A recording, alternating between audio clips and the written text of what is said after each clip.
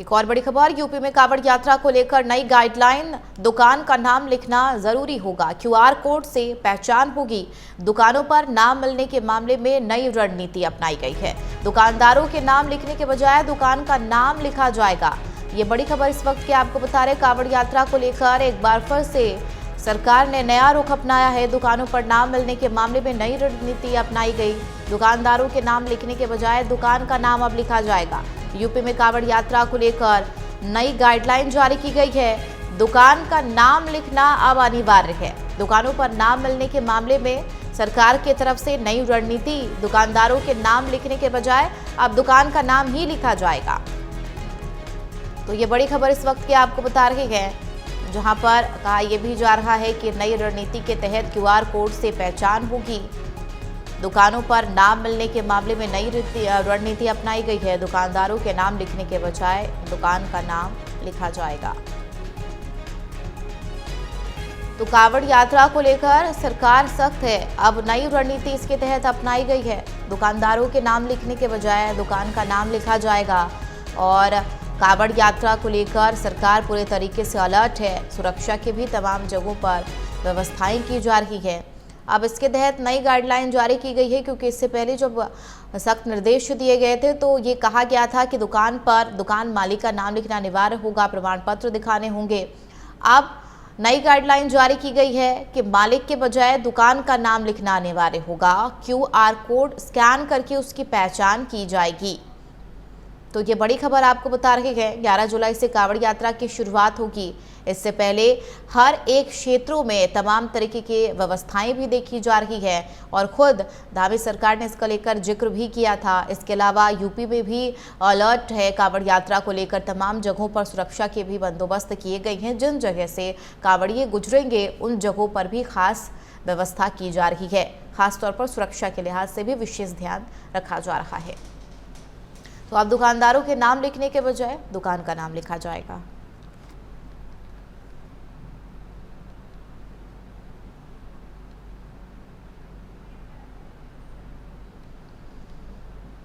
तो दुकान का नाम लिखना अनिवार्य होगा। कांवड़ यात्रा को लेकर सरकार की तरफ से नई गाइडलाइन जारी की गई है और क्यूआर कोड स्कैन कर इसकी पहचान की जाएगी।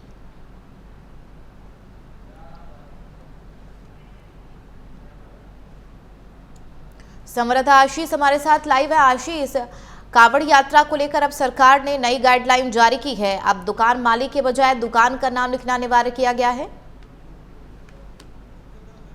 इस तरीके से कांवड़ यात्रा को लेकर के उत्तर प्रदेश सरकार जो है पहले से सतर्क है। उत्तर प्रदेश सरकार लगातार अलग अलग तरीके की जो गाइडलाइन है वो जारी कर रही है। ऐसे में अगर देखा जाए तो कांवड़ यात्रा 11 जुलाई से शुरू होनी है और जिन रूटों पर कांवड़ यात्रा निकलनी है उन रूटों पर बकायदा नई गाइडलाइन जारी की गई है। उन रूटों पर जो खाने पीने की जो दुकान है, जो ठेले लगाते हैं, उनके लिए बकायदा गाइडलाइन जारी की गई है।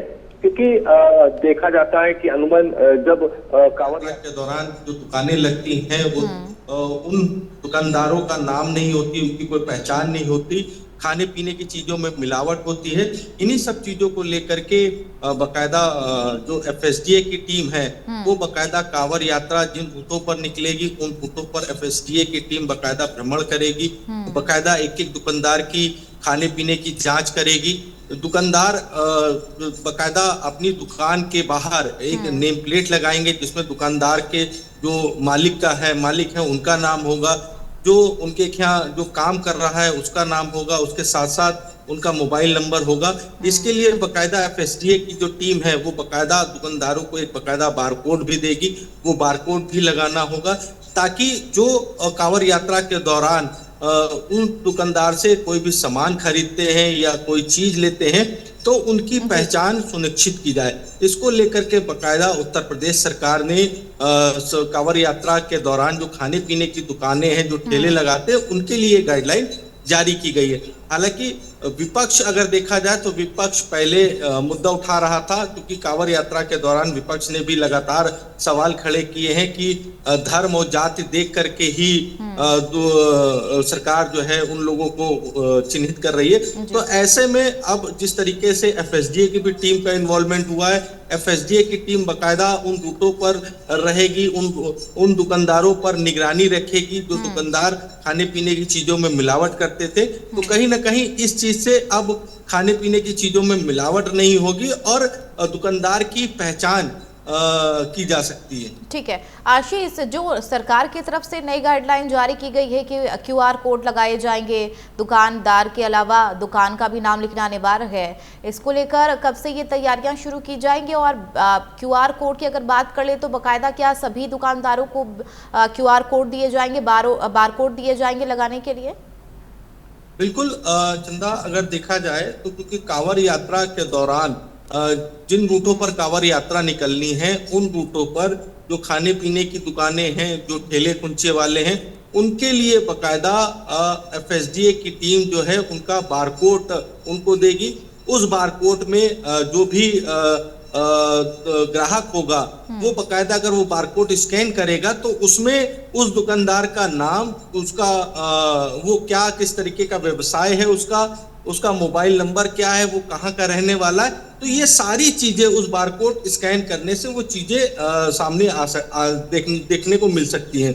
ऐसे में क्योंकि अभी तक की क्या था कि दुकान के बाहर तख्ती लगाएंगे, उनकी नेम प्लेट लगाएंगे, तो इस तरीके के आदेश थे। अब बारकोड जब लगा रहेगा तो बारकोड स्कैन करिए और स्कैन में उनकी सारी डिटेलें वो चीजें सामने आ जाएगी। इसको लेकर के एफएसडीए की टीम यानी कि जो खाद्य और औषधि विभाग की जो टीम है वो बकायदा उन रूटों पर भ्रमण कर रही है, उन रूटों पर जिन रूटों पर कांवड़ यात्रा निकलनी है, कितने दुकानदार हैं, कितने ठेले कुंचे वाले, उसका पूरा खाका तैयार किया जा रहा है और खाका के साथ साथ उनके जो डॉक्यूमेंट्स हैं वो लिए जा रहे हैं। तो इससे एक तरीके से ये भी रहेगा कि अब जो ग्राहक होंगे उनके लिए भी आसानी रहेगी कि जिस दुकान पे जाए वो पहले बारकोड स्कैन करे, स्कैन में उनकी सारी चीजें निकल के सामने आ जाएंगे और फिर वहां से वो सामान खरीदे।